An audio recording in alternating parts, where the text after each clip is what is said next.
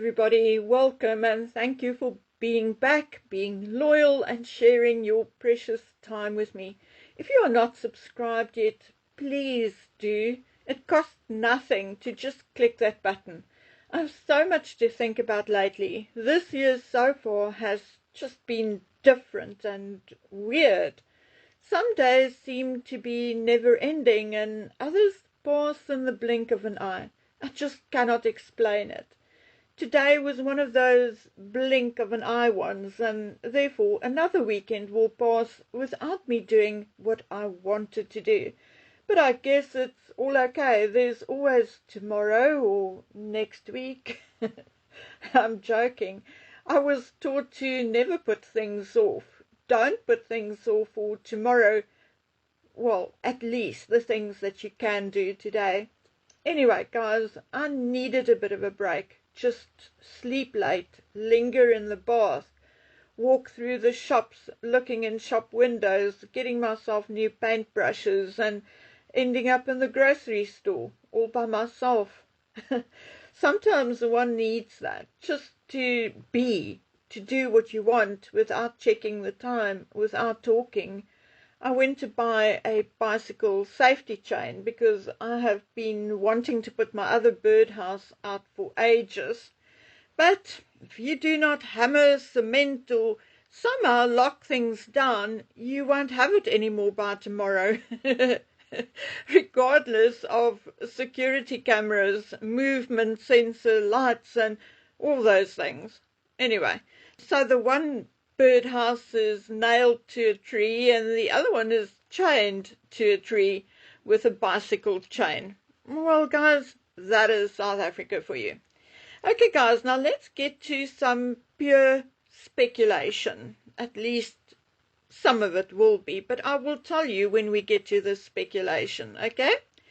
Please, guys, realize that this video is not all fact, but guesswork, speculation, and it stems from a conversation I had with a friend who does have knowledge and insight into European royalty. And that is all I have to say about this person. But the two of us had been back and forth on what is happening behind the scenes with the royal family, because all we know for a fact is that nothing is exactly as it seems. But we have been totally 100% unable to even get a whiff of what is going on. Not even a piece of unsolicited gossip. That is until now. But it is also mixed up or sometimes even contradictory that neither of us can really make head or tails about what is going on behind the scenes. But we would like to present you with our best guesses, and please take it as such, and also forgive me for jumping around a bit because what we found is a little convoluted and it is difficult to know where to start. So I'm going to start with facts before we get to our opinion and speculation. Now, I told all and sundry that Eugenie had a falling out with Harry and Meghan during or shortly after her and Jack's visit to Harry and Meghan during 2022. But no one would believe me, or maybe it's just a matter of not enough people listening, because many creators absolutely just continued with the Eugenie the mole narrative. Even when Eugenie was quite cold towards Harry at the time of Charles's coronation, and it was only Jack who appeared friendly and spoke to him, even then creators were still entertaining the Eugenie the mole stories.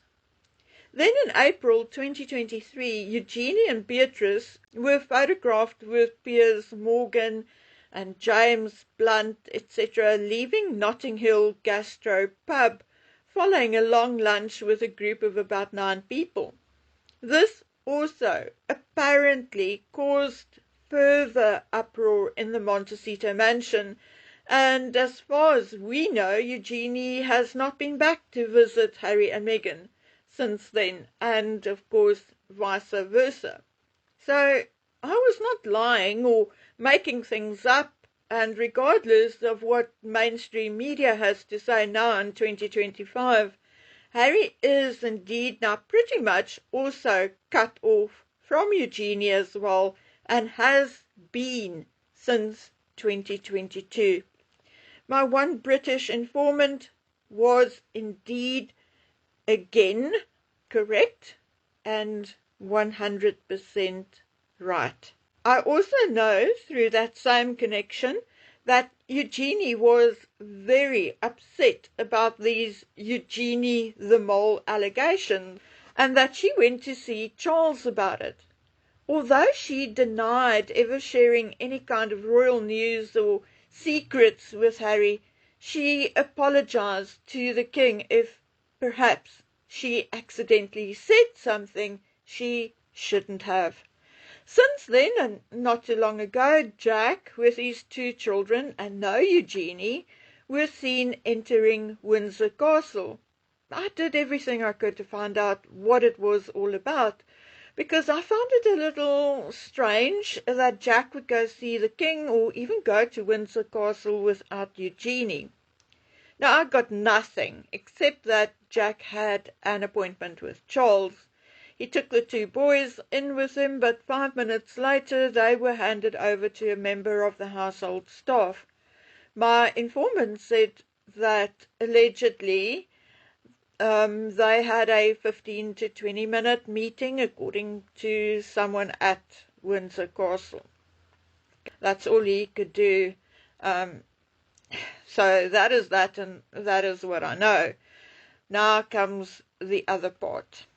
Now, we also know that Charles and Andrew had been at loggerheads for a long time, and we know that the girls were firmly behind their father, and some even went so far as to say that they resented Charles for the way he treated Andrew with regards to Royal Lodge and so forth. Yet, lately, we saw Beatrice and Eugenie more and more at royal and semi-royal and charitable events associated with Charles and or Camilla. Now, each event can have or could have an alternative story, fair enough, but my source, a trusted one, tells me, no, I think you are right, there's more to it than meets the eye. I understand that he does not know exactly what is going on in the king's home, private life, or even his office, but he is privy to gossip that you and I are not, and like I said before, he does not always respond or comment, as he's 100% a Williams man. He will never, and I believe not ever, under the threat of death, say or do anything which could potentially hurt William, Catherine, and their children. Anyway, he also feels there's something going on internally and behind the scenes. Okay, so back to my friend with knowledge about European royalty. Talking about Beatrice being at the Elephant family event, Princess Eugenie attending the Chelsea Flower Show on May 19th and on May 20th. She supported William and Catherine at Buckingham Palace garden party, and to top it all, Eugenie has been announced as mentor for the King's Foundation's 35 by 35 initiative. The 35 by 35 network is a group of 35 people under 35 who had done exceptional things. Obviously, Eugenie is indeed 35, and it is the 35th anniversary of the King's Foundation. But from what the relationship was to where it is now is extraordinary. Even Fergie seems to be half in, half out. So what is going on? A couple of years ago, when the Queen wanted to involve the York girls more, Charles was dead against it. Now the courtiers and other palaces and residences are staring wide-eyed at particularly the girls, and then Fergie, who is more and more involved in royal events. So my friend and I were speculating, and I want you to tell us what you think and feel, okay? So here is our speculation. Hers and mine intermingled, because obviously I give my personal opinion in between, okay? Now, we are familiar with Charles's PR methods. Over the past 20 years, he had his PR office keep up a relentless PR drive for Camilla. Camilla went from the most hated woman in Britain to queen, and with little fuss and even less backlash from the people. I mean, if you look at it that way, it is extraordinary. But Charles was shrewd. He did not jump in and overwhelmed everyone with how wonderful Camilla was. No, he was subtle.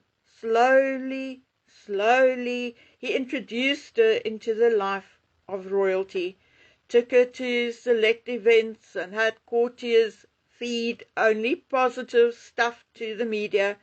Anything negative was ruthlessly removed and wiped out.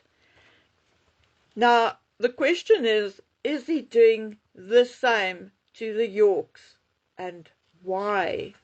Is he starting with Beatrice and Eugenie, introducing them back into royal life with Fergie keeping the bench warm on the sidelines? And once we are conditioned to seeing them at royal events, will he slowly bring Andrew back? And why on earth would Charles do that? Could it be to, in inverted commas, earn himself the right to bring Harry back? You know, people are, or they would be likely to say, well, if you bring Andrew back, then why don't you bring Harry back? Or the other way around, if you know what I mean. Now, could he be thinking of bringing him back under the banner of Charles the Peacemaker, or Charles the King who reunited his family? So just imagine this for a moment, and let me quote my friend. Okay?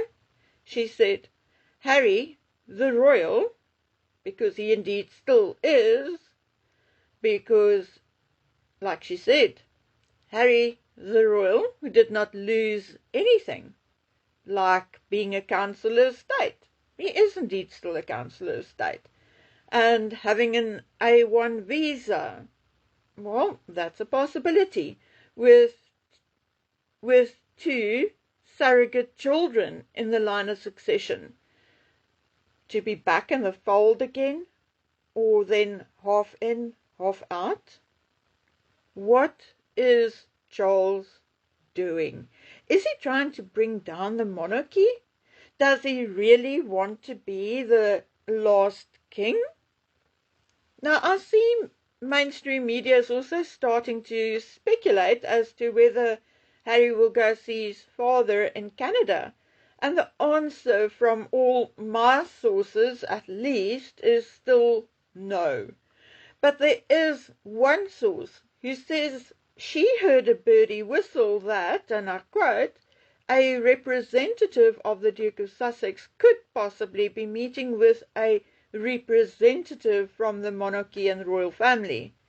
Allegedly. Remember, this is us speculating, and our speculations are because we are trying to make sense of convoluted gossip and fact. Well, allegedly, remember, allegedly, Harry is willing to make a deal with Charles in exchange for money and security for Archie in order for him to start school in the UK in August. Remember, I previously said that Harry spoke to someone, a friend or somebody, I'm not sure who, and in that conversation he said he would like to have Archie educated in Britain. But remember, my friends, it is all allegedly. I'm not a fly on the wall. I can only tell you what people tell me. Now, could it be? Could it be true? Or is it the wild imagination of some crazy people? Okay, next issue. Next load of speculation. Why did Harry say in that BBC interview that his status has not changed? Have we been completely wrong in our assumption that his status has changed? Well, let's look at it. Harry is still a Councillor of State, he is still a Prince and a Duke, and still fifth in the line of succession. And think carefully, please. Don't just jump up in indignation. Listen first and mull this over before you react. Remember Harry and Meghan's visit to Nigeria? Supposedly to visit Meghan's 43% Nigerian roots and to promote Invictus, right? Why then were they visiting Save the Children, Princess Anne's charity? In most African publications, yes, we do have those here, their visit was called an official visit. Sorry, guys. Also, publications could not exactly decide what they were there for. Were they there to launch Nigeria's first ever mental health summit, supposedly an expanded partnership between the Archwell Foundation and the GeneCo Foundation? Or were they there because of Invictus? Yes, they did indeed visit the Nigerian Defence Headquarters. Now, next question. Who paid for the trip? Yes, as host, Nigeria contributed. We then thought Invictus paid. But no, they didn't. And Harry and Meghan? Really, I hardly think so. And like I said, Princess Anne has been president of Save the Children since 1970 and became patron in 1917. Anne's involvement with Save the Children is so well known that President Kaunda of Zambia nominated her for the Nobel Peace Prize in 1990. So what was Harry doing, poking his nose in? Let me tell you, if the Queen was still alive, she would not have allowed that. That is not how the royal family work. They do not step into another's territory unless asked or ordered to. The next thing is that Harry now has basically nothing left to do. No new Netflix deal, no new Spotify deal. There may be a new book, but that has not been confirmed. He stepped away from Centre-Bali, so what is happening to the annual Centre-Bali polo matches? Will that still continue? Will he still play in them? He's also likely now pulling away from African parks. So where is his next pay packet going to come from? Really? Remember, like I said, and I'm just reminding you again, all of this is alleged. But for how long have I said that when the chips are down, Harry will start working for the King's Trust and the King's Foundation USA? Maybe undercover at first. Well, let me not lie to you. I do believe that Harry may have already done some tasks for the charity or the monarchy via the King's Trust and Foundation, and that he was compensated for it.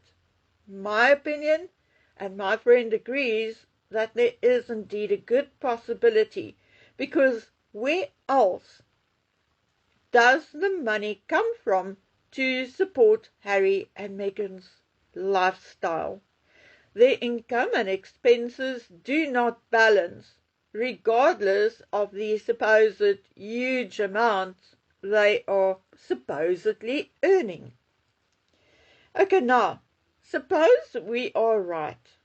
So, Harry has all his titles still, has his position in the line of succession still, and if it eventually comes out that he is still working for the royal family, then, my dears, there will be no reason for him not to have his IPP status back. That is, if he doesn't have it already. I mean, just think for yourselves. Why else would Donald Trump not kick him out of the country? I'm just asking. Now, here are some more questions for you to ponder over. Question number 1, I can't ask because it is too close to the bone and I don't want to lose my head. Okay? So let's skip to number 2. Who is paying for Meghan Markle to have a PR machine to pit her against the Waleses? Everything Meghan does, even just hiring a photographer, costs money. Who pays to protect her against the backlash? And not just her. Think about Harry's visa issues and Harry's criticism of the American First Amendment. What does it cost him to protect Harry against his own stupidity? Someone is silencing the British, the American, and the Commonwealth people. Who has that kind of power? Who got Harry into high-profile meetings like NATO, WEF, and United Nations meetings? Harry supposedly does not have a residence in the United Kingdom anymore after they were supposedly kicked out of Frogmore. So what address is he using now for his domicilium when it comes to paying tax? Could it be Buckingham Palace or Clarence House? I'm just asking. I personally cannot find the answer, but maybe some high-profile investigative journalist can. Would Harry have walked away with IPP status if he did not make his court case so public? Or will Harry eventually move to Canada where Charles can demand that his son be treated like a royal with paid security? Now, guys, I'm not saying all of this is true, but like my friend who brought up all these questions, I do not believe the complete narrative about Harry and Charles put out by mainstream media and others with links to the monarchy. He has had enough rope to hang himself by now. But someone is stopping Harry from swinging. Metaphorically, of course. Okay, guys, now that is it. Please think it over and tell me what you think. Thank you for listening and giving me your time. Please take care and stay safe. Bye.